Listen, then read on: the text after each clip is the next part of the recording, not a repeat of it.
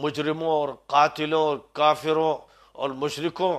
کی ماتحتی میں رکھنا چاہتے ہیں، جن پر اللہ کی لعنت، فرشتوں کی لعنت، نبیوں کی لعنت۔ کوئی شک نہیں کہ وہ منافق ہے،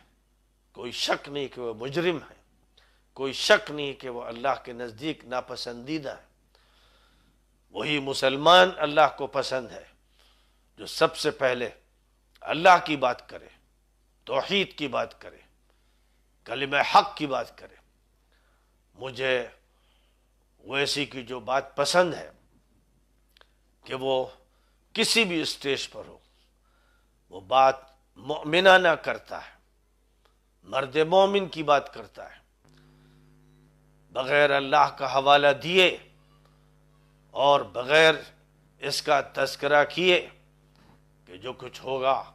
اللہ کے فیصلے سے ہوگا اور اللہ کی قدرت سے ہوگا، وہ خاموش نہیں رہتا۔ وہ ایمان کی بات پارلیمنٹ میں بھی کرتا ہے اور ایمان کی بات عوامی اجلاس میں بھی کرتا ہے۔ اللہ کو سب سے زیادہ جو بات پسند ہے وہ ایمان کی بات ہے، اور ایمان کی بات کا مطلب یہ ہے کہ اللہ نے قرآن میں جو تعارف اپنا کرایا ہے کہ موت و حیات اس کے ہاتھ میں ہے، نفع نقصان اس کے ہاتھ میں ہے،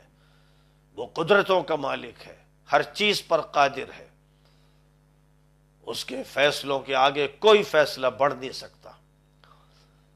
دنیا میں بڑی تعداد کا ہونا، بڑے جتھے کا ہونا، اکثریت کا ہونا اللہ کے نظام میں کوئی معنی نہیں رکھتا ہے۔ اللہ تعالیٰ کے نظام میں جس چیز کا وزن ہے وہ یہ کہ کون ہے جو کہتا ہے لا الہ الا اللہ،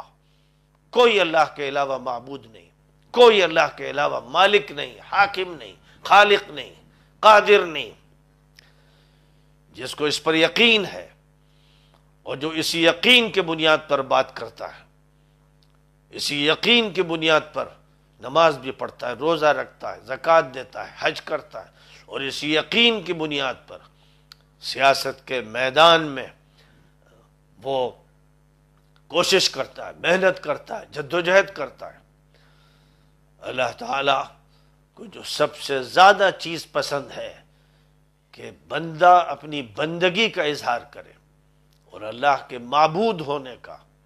اور حاکم ہونے کا اظہار کرے۔